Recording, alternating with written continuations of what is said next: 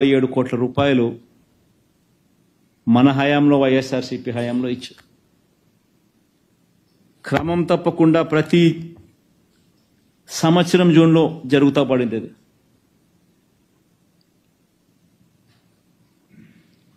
ప్రతి తల్లి అనుకుంటా ఉంది ఈరోజు. చంద్రబాబు నాయుడు ఏమన్నాడు? జగన్ అయితే ఒకే 15,000 ఇస్తాడు. ఆ 15,000లో కూడా తాను ఎస్టీఎఫ్ స్కూల్ మెయింటెనెన్స్ కోసము, వాళ్ళ పిల్లలు వెళ్ళే బాత్రూమ్ మెయింటెనెన్స్ కోసము 1000 రూపాయలు దీనికి 1000 రూపాయలు దానికి కట్ చేస్తున్నాడు. నేనైతే ఎంతమంది పిల్లలు ఉంటే అంతమందికి ఇస్తాము, నీకు 15,000, నీకు 15,000, నీకు 15,000, నీకు 15,000 అని చెప్పి పిల్లల్ని చూపించి నీకు 15, నీకు 15, నీకు 15, నీకు 15 సంతోషమా అని అడగడము. వాళ్ళ అమ్మని చూపించి నీకు 18,000, వాళ్ళ ఇంట్లో ఎవరన్నా ఇంకా ఆడవాళ్ళు పక్కన ఉంటే నీళ్ళందరూ అడుగుతూ ఉన్నారు. 2 నెలలు అయిపోయింది మీ ప్రభుత్వం వచ్చి. మా పిల్లలు బడులకు పోవడం మొదలు పెట్టారు. జగన్ ఉండింటే కనీసం మాకు 15,000 అన్నా వచ్చేది.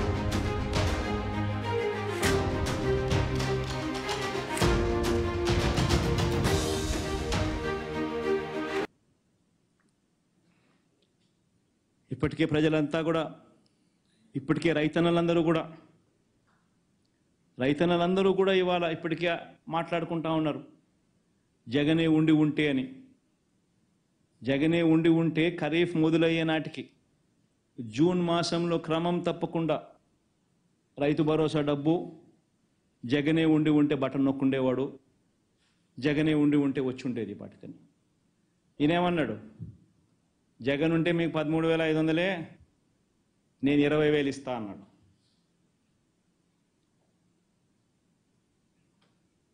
నువ్వు 20,000 ఇస్తావని చెప్పి ఎదురు చూస్తూ ఉన్నారు. 20,000 కదా దేవుడు ఎరుగు, ఉన్న 13,500 పోయింది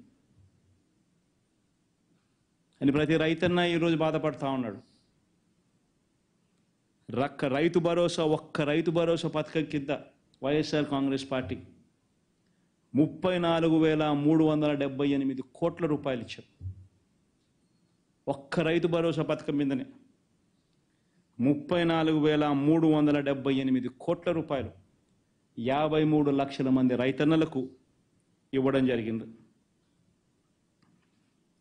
ప్రతి రైతన్న మాట్లాడుతూ ఉన్నాడు, జగనే ఉంటే ఈ జూన్ వ్యవసాయం మొదలయ్యే టయానికి మా ఇన్సూరెన్స్ డబ్బులు మాకు వచ్చేసిండు అని. ఖరీఫ్ 2023-2024కు సంబంధించి, ఖరీఫ్ రబీకి సంబంధించి మామూలుగా ప్రతి సంవత్సరము ఏప్రిల్లో ఇన్సూరెన్స్ ప్రీమియం కట్టాలి. ఏప్రిల్లో ఇన్సూరెన్స్ ప్రీమియం కడితే జూన్లో వాళ్ళు ఇన్సూరెన్స్ ప్రీమియం రిలీజ్ చేస్తారు. మనం ఇన్సూరెన్స్ ప్రీమియం కడితే వాళ్ళు ఇన్సూరెన్స్ అమౌంట్ రిలీజ్ చేస్తారు. సో స్టేట్ గవర్నమెంట్ నుంచి కట్టాల్సింది ఏప్రిల్లో కట్టాలి. ఎలక్షన్ కోడ్ ఉంది అని చెప్పి కట్టకుండా దాటేస్తా వచ్చినారు. ఎలక్షన్ కోడ్ అయిపోయింది, గవర్నమెంట్ ఫామ్ అయ్యి 2 నెలలు అవుతా ఉంది. ఆ ఇన్సూరెన్స్ ప్రీమియం రైతుల తరపున ఏప్రిల్లో కట్టాల్సింది కనీసం జూన్లో ఇప్పుడన్నా కానీ కట్టేస్తే వాళ్ళు మీ ఇన్సూరెన్స్ ప్రీమియం మీరు కట్టేస్తే వాళ్ళు ఇచ్చేవాళ్ళు ఇన్సూరెన్స్ కంపెనీ మిగతా డబ్బు ఇస్తుంది. కేంద్ర ప్రభుత్వం ఇవ్వాల్సిన మిగతాది ఇస్తుంది. రైతుల తరపున ఉచిత పంటల బీమా, రైతుల తరపున కాంట్రిబ్యూషను అండ్ గవర్నమెంట్ తరపున కాంట్రిబ్యూషను స్టేట్ గవర్నమెంటే కడతా ఉంది. ఇన్ని సంవత్సరాలు స్టేట్ గవర్నమెంటే క్రమం తప్పకుండా ప్రతి సంవత్సరం జూన్ మాసంలో ఇస్తూ ఉంది. ప్రతి సంవత్సరం ఇన్సూరెన్స్ డబ్బులు జూన్ మాసంలో ఇస్తూ ఉన్నాం స్టేట్ గవర్నమెంట్. ఈరోజు జూన్ అయిపోయింది, జూలైలోకి వచ్చినాం. ఏప్రిల్లోనే కట్టుంటే 1 నెల వాళ్ళు వెరిఫికేషన్ చేసుకుంటారు, ఇచ్చేస్తారు. కనీసం ఇప్పుడైనా కానీ కట్టే కార్యక్రమం చేస్తే కనీసం ఆ ఇన్సూరెన్స్ ప్రీమియం డబ్బులన్నా వస్తుంది. ప్రతి సంవత్సరం ఏప్రిల్లో ఇన్సూరెన్స్ ప్రీమియం గవర్నమెంట్ కట్టేది. ఎలక్షన్ కోడ్ అని చెప్పి కట్టకుండా ఆపిచ్చారు. అది మీ ప్రభుత్వమే, ఈ ప్రభుత్వమే.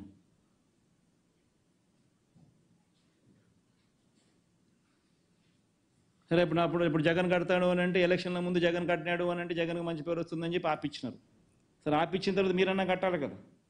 మీ ప్రభుత్వం వచ్చింది, మీరు కట్టరు. రైతులకి ఈరోజు ఇన్సూరెన్స్ ప్రీమియం నువ్వు కడితే ఇన్సూరెన్స్ డబ్బులు వస్తాయి ఖరీఫ్కు రబీకి. ఎందుకు కట్టడం లేదు? ప్రతి రైతు ఈరోజు నిలదీస్తూ ఉన్నాడు, అడుగుతూ ఉన్నాడు. రైతుల గురించి పట్టించుకునే నాతుడు లేడు. ప్రతి ఎకరాకు ఇన్సూరెన్స్ చేసినాం. ప్రతి ఎకరా ఆర్బీకే ద్వారా ఈ cropping, geo tagging, insurance premium ఆ రైతు కట్టాల్సిన పని లేకుండా ప్రభుత్వమే ఆటోమేటిక్లీ జియో ట్యాగింగ్ చేసి ఈ క్రాప్ చేసి ఇన్సూరెన్స్ ప్రీమియం కూడా రైతుల తరపున కట్టే కార్యక్రమం. నిశ్చింతగా రైతుకి ఏదైనా నష్టం జరిగితే ఖరీఫ్ కానీ రబీ కానీ వెంటనే కానీ ఇన్సూరెన్స్ జూన్లో ఇచ్చేవాళ్ళం. ఖరీఫ్కి సంబంధించి జూన్, మళ్ళీ నెక్స్ట్ ఖరీఫ్ వచ్చేసరికి 2023 ఖరీఫ్, 2024 ఖరీఫ్ టయానికల్లా 2023 ఖరీఫ్ సొమ్ము రైతు చేతిలోకి వచ్చేది. ఒక నిరంతర ప్రక్రియగా కొనసాగుతూ ఉండేది. జరగడంలో జగనే ఉంటే